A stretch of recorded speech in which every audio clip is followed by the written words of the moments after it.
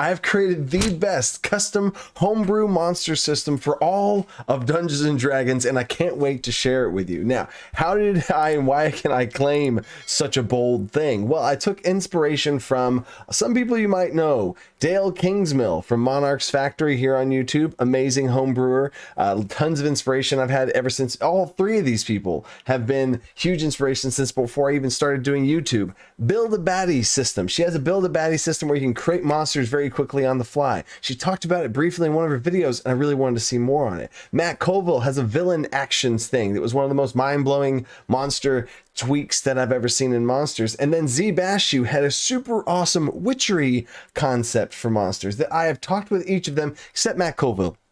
Matt, hit me up. I have not been able to get a hold of that dude. But talking with Z, talking with Dale about all the stuff that they did in their videos, and that I've taken so much inspiration from those and other things and ran with it to really codify it and turn it into a system, because videos are just videos. And I want to try, and that's one of my strong suits here, is taking things and making a system for it to be able to give to you guys so y'all can take it and run with it yourself. You might hear a lot of these cool ideas and videos, but not know how to apply them and have a structure and a system to be able to do so. What I've done with all of this inspiration and years of playtesting and all of this pulling together to get one single system that I'm calling Dynamic Creatures.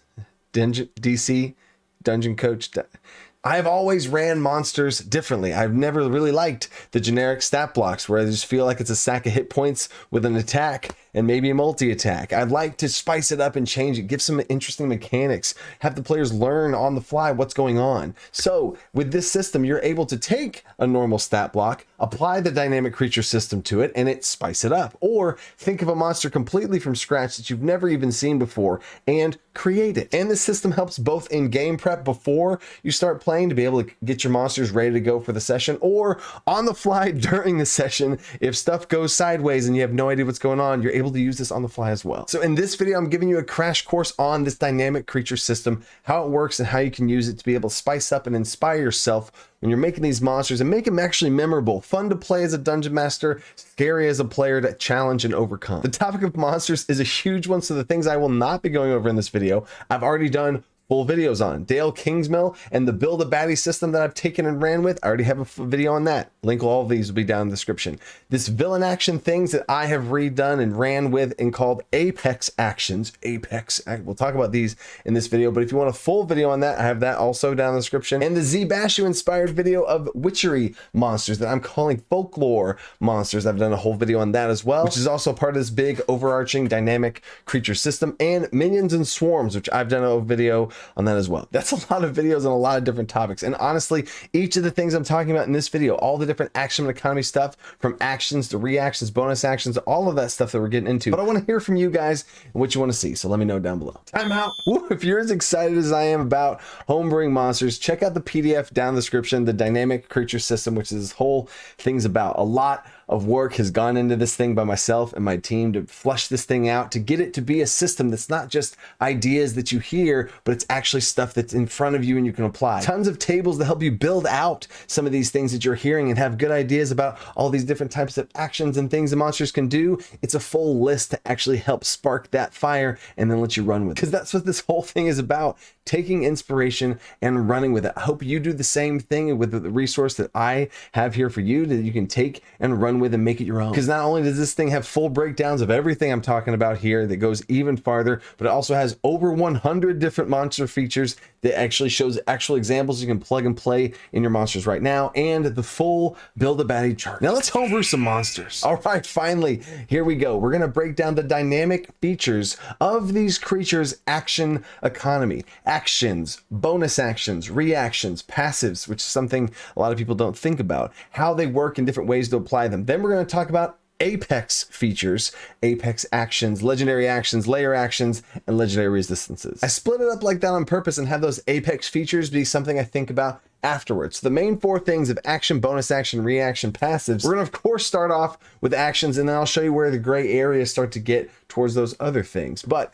action, what can it do as its action. You're going to have to think of its attack and maybe possibly other attacks. Does it have multiple attacks? That's something to think about. In general, I try and have my default monsters be 1 because I don't want to take too much time rolling extra attacks. A DM tip here that I think about is how many attacks does the enemy team have versus the player character's team. If they each are like below level 5 and there's 5 players and they have 1 attack each, okay, cool, they have 5 attacks. My monsters can maybe have 5 attacks. So maybe one of my monsters has a triple multi-attack and it attacks 3 times. This one attacks once, this one attacks once. Okay, cool, and I'll balance things around that. Or if I have 5 monsters, then they each attack once and that feels balanced. Or maybe the one alpha monster attacks twice and now it's not balanced so that players have to overcome it. Who needs balance anyway? But for actions, another thing that I think about and another system that I use, I call these action points. Now these is just behind the screen for the Dungeon Master. This is how I run my monsters and be able to have more fun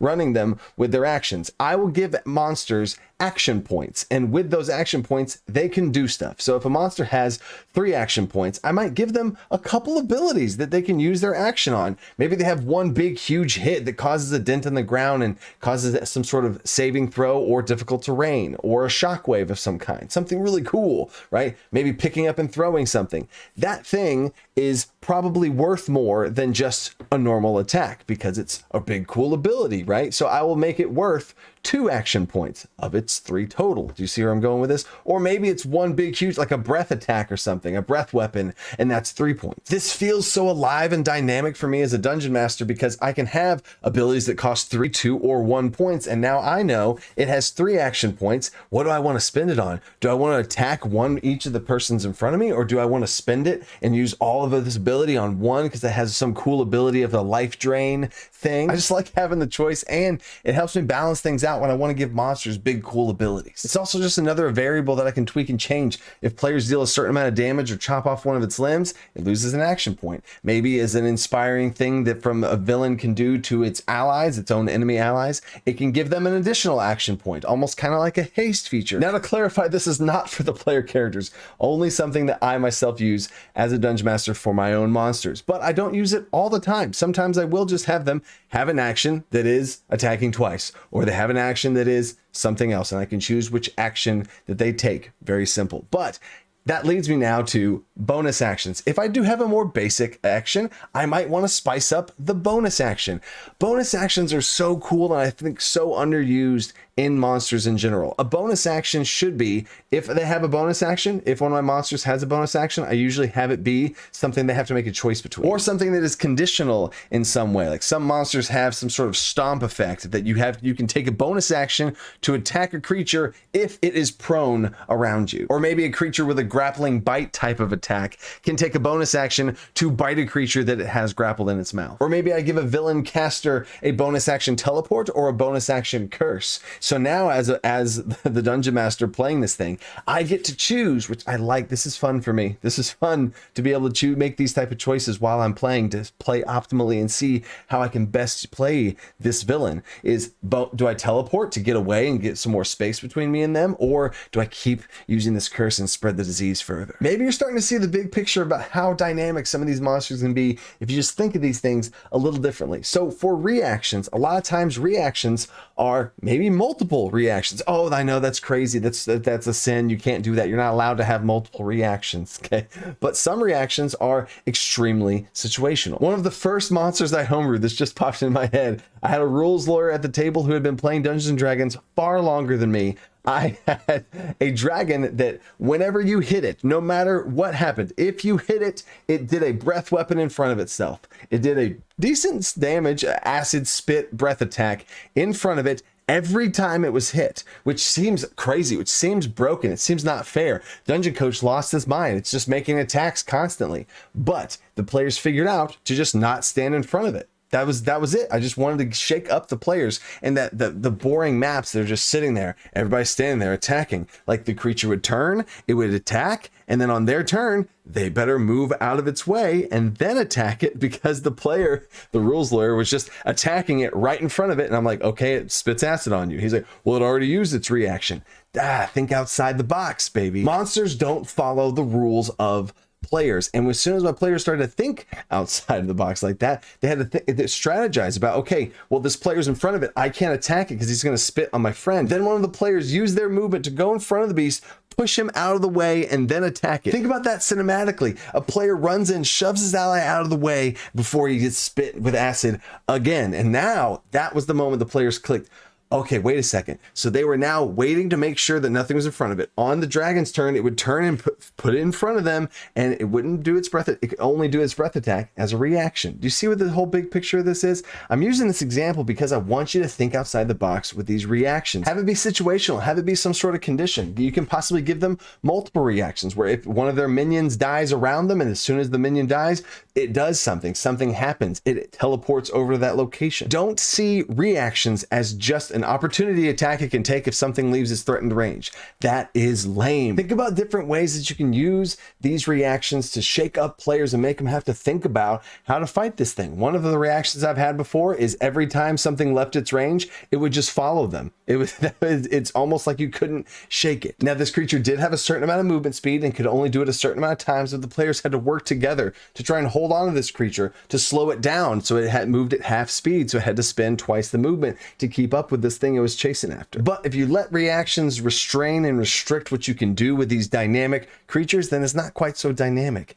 is it? Which then brings me to passives. And if you don't like the whole, multiple reactions based on it, then call it a passive. It has a passive thing that every time this thing happens, it does it. If you feel like you're breaking the rules too much, if you say it has multiple reactions or whatever, you can call it a passive. And this thing just has an effect that passively happens every time this certain condition happens. Passives are not something that's talked about in the rules as written in general, but I heavily use them a lot when it comes to things like I kind of talked about with reactions. There's some gray overlapping areas there, and auras, some sort of damaging aura, a charming aura. A red dragon could have a passive aura of 5 fire damage just from being within 10 feet of it that automatically happens. Don't be afraid of doing that, because you don't want to have it, it's a constitution save for 5 damage, and now every player's having to roll. What'd you get? Okay, it's 5. No, just deal the damage to them and move on. If you're worried about the save and it not being fair, it's only 5 damage. An ancient red dragon having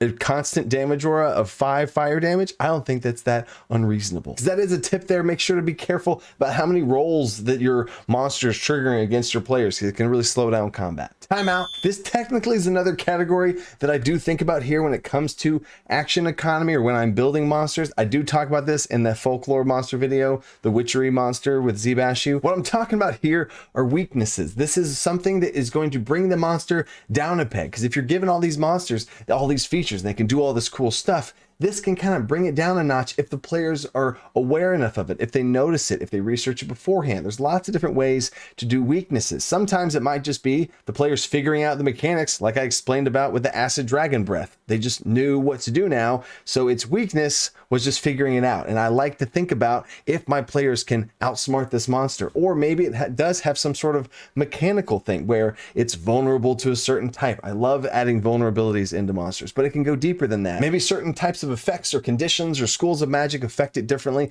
but again, I go into full detail in that video. It was just something that I always think about when I make monsters, so I at least wanted to mention it here. Okay, now we got the apex features. These are the big 4 features. And if you're thinking 4, legendary resistances is one of them. I could do a whole video on this. I really could. So again, comment down below which one of these categories you want me to do a full video on, because I really could do it. Legendary resistances are kind of lame. If they just are, you made a save on me, or I failed to save against you, and now I scratched through on my piece of paper here, I succeeded instead.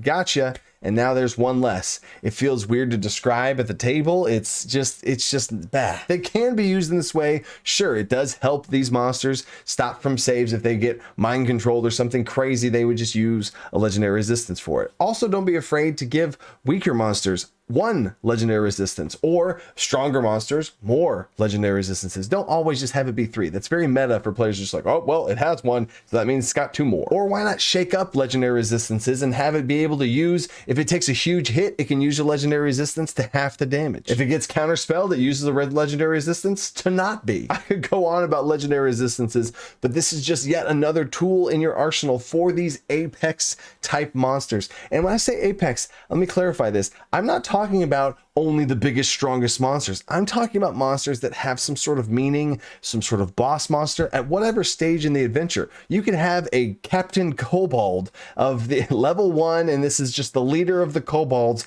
Give him some Apex features, give him some legendary actions, give him some legendary resistances. Let this thing be able to do stuff that makes it more respected and scary. Apex just means you're making it punch a little bit harder than a normal monster. You're giving it more tools in its toolkit. Legendary resistances being 1, usually more defensive in nature, which then brings us to legendary actions, usually more offensive in nature, or mobility. These are, again, usually in pairs of 3, but I challenge you to shake that up. There's so many times, especially early on, I'll give a legendary resistance of just 1 to a creature. I have given a monster 8 legendary actions before, and I know that might sound crazy, and I'm off the deep end again, and that's not fair, it's not balanced. What is he doing? DC just broke the game, whatever. I had 8 players, so yes, the villain had their turn. It was a big, scary turn. It had actions, it had big stuff it did on its turn, and then the players went. But in between each player's action, it did something. It shot out an Eldritch Blast. It moved or something, right? Dynamic.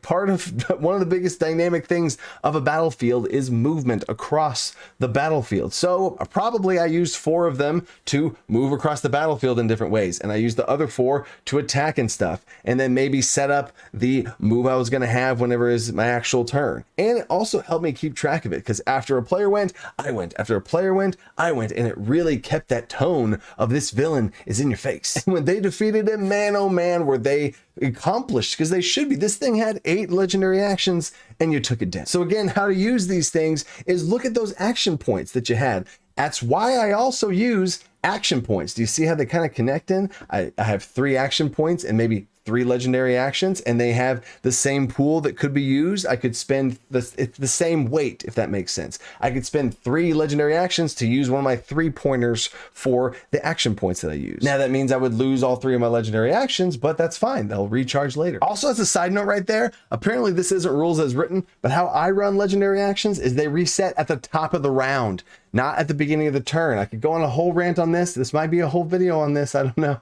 But I have them reset at the top of the round. It just makes far more sense to me. The round starts, I have them all. I can use them, I can use them, I can use them. The round ends, they refresh. Anyway, I could go on a bigger rant about that. But look to your actions when you're thinking about what can you do for your legendary actions. They could be pretty similar. I also do like to add a legendary action in about movement around a battlefield, usually with no opportunity attacks. And now we got lair actions. These are a little different because a lot of times when I first start thinking about lair actions, I'm thinking about the lair. I'm not thinking about the creature really. I'll get to that in a second. But where are they at? Is something in the environment? Is it falling? Is the things moving? Are vines coming up and out of things? Like, what is the actual environment around them? That's the lair, and that's why they're getting these lair actions also in general. But don't be afraid to have your lair action be something that the creature does. That can start to get confusing or blurred lines as far as what's actually happening. So I do try and have it be connected to what's around them, but maybe it's because there's a crystal in the center of this lair, and the energy from this crystal is infusing the boss in some way, and it has some sort of energy attack that's because of the crystal being there. Oh wait, what if my players start attacking that crystal and break the crystal? Well, now the villain just lost their lair action. I also like to shake up lair actions on being on initiative counts 20 and or 10, maybe both if I have a very oppressive lair, or maybe the lair action is just rolling a d20. If it hits something, something really bad happens. Overall, make sure your lair actions feel different than your actions and legendary actions of stuff the creature is doing. Again, it can be the creature doing it, but you want it to be inspired by and themed and connected to its environment and the lair itself. And then there's Apex actions. This is the thing I've done. Again, I've done a whole video on before. I've completely codified this system and now have these Apex actions with this Apex features and the whole Apex thing going on. What these are things that happen at the top of the round. This is not initiative 20. This is not on its turn. This is not in between players' turns. This is its own thing. It might seem similar to, oh, what's the difference between an Apex action and a legendary action? Legendary actions happen in between players' turns. Lair actions happen on initiative count 20. Apex actions happen at the top of the round, right? That's not really a phrase apparently in Dungeons and Dragons, top of the round, but it is in my game. Top of the round, as soon as combat happens. I roll for initiative, and honestly, I usually do the Apex action right before I roll for initiative, depending on the feel of everything. Something's happening, what's going on. They find the boss, and then it does this thing, this opener, this big huge ability it does. That starts the combat off. That was its Apex action. Let's roll for initiative. And then we keep going, and now everything's going, and have to scramble from the Apex action it just did. And guess what? The whole round's going.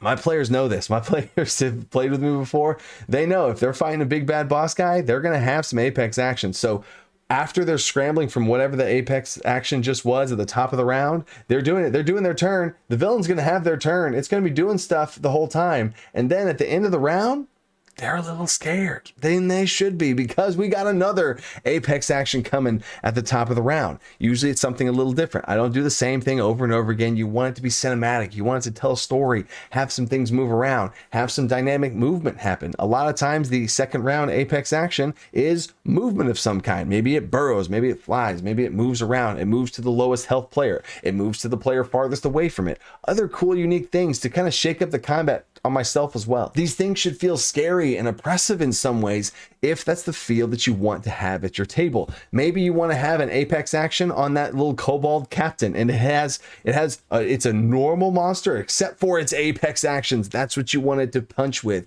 You have a lot of options. I just gave y'all 8 different options. This is the 8th one. It all just depends on what you want that punch to be on. You could have that normal monster with a bunch of Apex actions that start at the top of the round, and it's just really crazy. And then at the top of the round, they're having to survive it until they can end this thing. And once they kill this creature, those things at the top of the round stop. If you have ever been a dungeon master and created one monster and had your group of 5 players completely demolish the one monster, because that is a problem in Dungeons and Dragons 5th edition, is having one creature, action economy just doesn't do it right.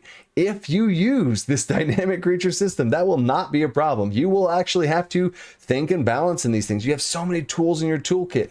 One dragon that has legendary actions that can go in between players. It has an Apex action that happens at the top of the round that the players have to keep scrambling from. It has a lair action because you're fighting it in its lair, and there's a volcano of this red dragon starts to erupt and crack and move. It has a reaction of anytime anybody walks in the 15-foot cone behind it, it automatically gets hit with a tail attack. And it has an aura of 5 fire damage around it always. And as a bonus action, it can choose to use its wings to either flap aggressively to push players away or shield its own body and gain its armor class. I could create dragons for days. I have a whole build a dragon video I just did a few weeks ago if you want to check that out too. Back to the Apex actions though, there are so many things you can do with this. At the very top of the round, have these things planned out. You can set it in stone to where at the top of round 1, 2, 3, 4, 5, these certain things are happening. And usually combats only go 3, 4 rounds anyway, so you don't have to think about too many of them. Or maybe you only have 3 and you can choose to use them or not, and once you use it, it's gone. Or maybe if it feels right and it fits the tone of the battle, maybe it is the same thing that happens at the top of the round and it's something very oppressive. Or maybe it's something connected to the layer. You can do whatever you want with these Apex actions because they are cinematic in nature, and you can do whatever feels right for the combat of what you're trying to get across. Because how many times as a dungeon master have you wanted to get something across in this combat, have your players experience something, have it feel a certain way, and your players just swoop in there and stomp this one monster. Even if you give it ads or other things that it can summon and bring in, you do all these things, but the players still just stomp it. Apex actions give you the chance to be able to get this thing across because you have ahead of the game at the top of the round. But I will say, if a player rolls a natural 20 on initiative, I respect that, and they can go before the Apex action. Overall, I don't know if you can tell, but I love creating monsters. I love homebrewing monsters. I cannot imagine running a normal basic stat block, and just it would not be fun to me because of all of this. Now, if a lot of the stuff I said here sounds intimidating or overwhelming, and that's so, there seems to be so much, I don't ever max it out for every monster always. Some monsters of mine don't have bonus actions. Some don't have reactions. Sure, there's 8 different categories, 9 if you count the weaknesses thing, to be able to think about, to be able to find the right amount of pressure you can handle as a dungeon master. And what I mean by pressure is how many things are going on.